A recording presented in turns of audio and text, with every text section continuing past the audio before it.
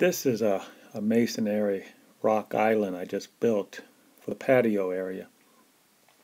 All natural stone, beautiful stones from the Mojave Desert, topped off by a natural slate tile top, and of course a salt cedar tree growing out of the top of the structure. And this is a how-to video on how you can build this. I'm going to give you the confidence and the inspiration that you can build something like this. This is what it looked like before. This is the before picture. An ugly wood structure sitting on top of what used to be a big salt cedar tree. The idea was to let the salt cedar tree grow out of the top of the island. And since the salt cedar tree has been there for 10 years and they're very tough, their roots go down 200 feet looking for water. This tree will grow no matter what. You could dynamite this tree. It'd probably still be there because the roots go 200 feet down. They will find water. So this is the perfect tree to have growing out of this island, salt cedar tree. It's already established, been there for 10 years. This is the before picture. A big salt cedar tree was by the pond, and we're going to build an island there, like a barbecue island. You're going to have a whole lot of rocks. Go out, you're going to have to find all your rocks. And on the first level, you put the bigger stones on the first level. We're going to use mortar. We're going to be building this rock island with mortar, but you can also build this dry stacking with no mortar. If you're going to use mortar, you have to have footers going down 12 inches under the ground. And again, using the mortar does not support the stones of the rock. The rocks, you have to build this as if each rock is sitting on top, is supported by the rocks underneath there. And the mortar does not hold them in place. The mortar is just there for looks. And this is the first level as we're building up. You got to do this one stone at a time. Always pick the right rock for the right spot. One stone at a time.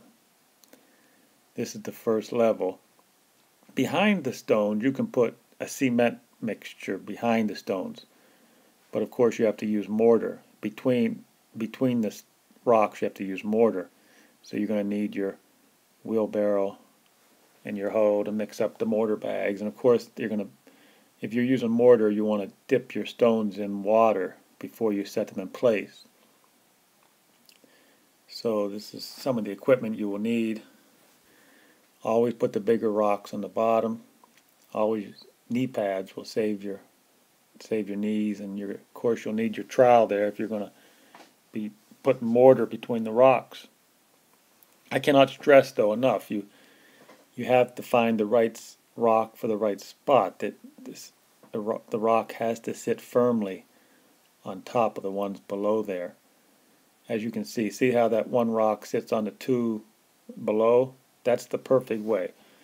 The one rock on top of the two, so you don't have any vertical lines. Vertical lines going up is no good.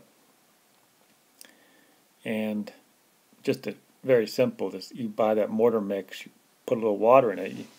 Believe me, you can do this. I'm trying to give you inspiration, confidence. You can do this. Home Depot, pick up the mortar bag, mix it up in a wheelbarrow. The main thing is finding the right rock for the right spot.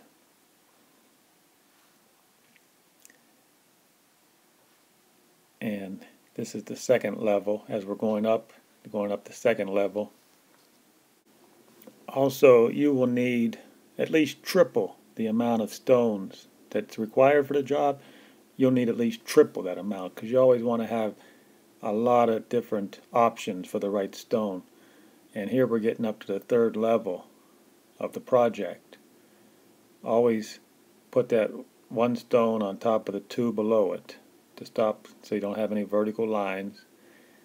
This island is about a 6 by 4 foot island, and it required about 130 medium to large rocks. So because it required 130 rocks, I had to have over 300 rocks just laying around so I could pick the right rock for the right spot.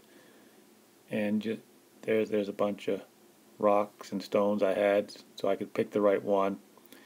And that's the koi pond. Behind there's the koi pond. I have some wire mesh up top of the koi pond because we have cranes that fly over above, and they think the koi pond is like McDonald's, so they come down and we've lost quite a few koi from the cranes. So that's a temporary thing on top of the pond. But here we are. We're getting close to the top of the stone masonry island. You always pick your prettiest rocks and stones for the front focal point. This is going to be the focal point of the patio. So it's important to put the nicer ones in the front.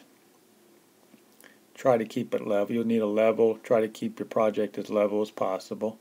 But again, this is a video about anti-perfectionism. We're totally against being perfect. Throw perfectionism out the window. It's not required here. You're just going to do this job. There's going to be mistakes. Don't worry about it.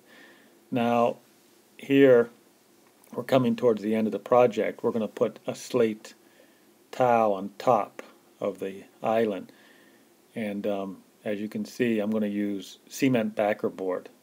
I've attached a cement backer board to the wood structure, and the slate will stick better to the cement backer board. So the first row is already started. This is about a 6 by 4 foot island, and we're going to leave a hole for the salt cedar tree to come out of. And because the tree is firmly established in the ground, the tree will not need to be watered and it'll grow. But it's a salt cedar tree. You probably couldn't do this with a lot of other type of trees. And now here's a tip. You always let the excess mortar dry, and then the next day you use your brush and you brush away the mortar, or use your trowel and you can chip it away. See how we're knocking the dry mortar out there? You never ever want to take a wet towel and smear the mortar. It's going to be when you're putting the rock on top of each other, just let the excess mortar dry. Come back the next day and you just brush it away.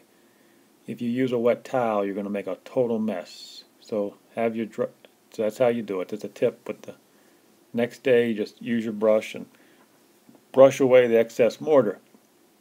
Never use a wet towel again. Always pick the right stone for the right spot. Don't worry about perfectionism, and take your time. Take your time and think of this job as like an artwork, art form. Respect the rock that you're working with, and don't hurry. You don't have to be in a hurry. Take your time and enjoy the path, the road you're walking down. Enjoy the project.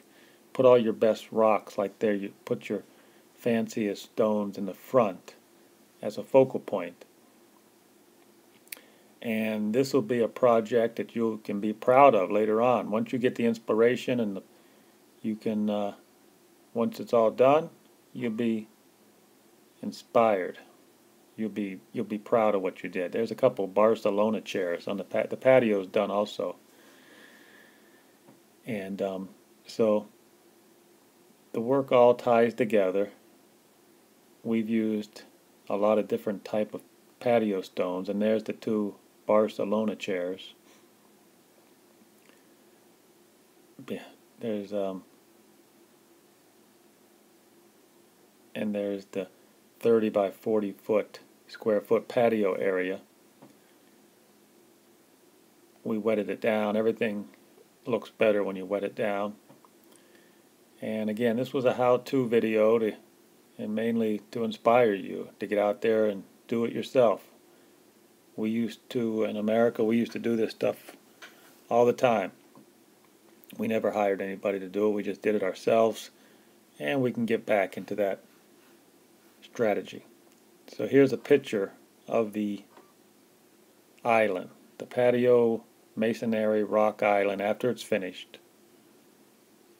And our next project, we'll build a waterfall right there, a waterfall, and a rock masonry waterfall above the pond, and that'll be the next project. that's some of the equipment you will need. You'll need your gloves, your level, knee pads, hoe, rake, wheelbarrow, a hammer. You don't want to break the rocks too much. You want to use the rocks as is. You don't want to chip them away, but if sometimes you do have to chip off a corner, you'll need your masonry hammer. And even though this is an art form, you can do it.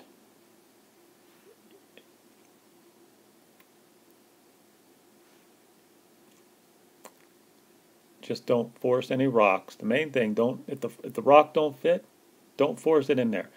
Put the rock back down, go back into your rock pile, look for the correct rock. The rock will fit where it wants to be. It's a beautiful thing. It's an art form. And once you find, that's why you have to take your time. Take your time, you go back and forth, you find the right rock. And when you find the right rock, it fits right in place, and you feel it. You say, yeah, that's the right stone. And we also we want to teach people how to do this.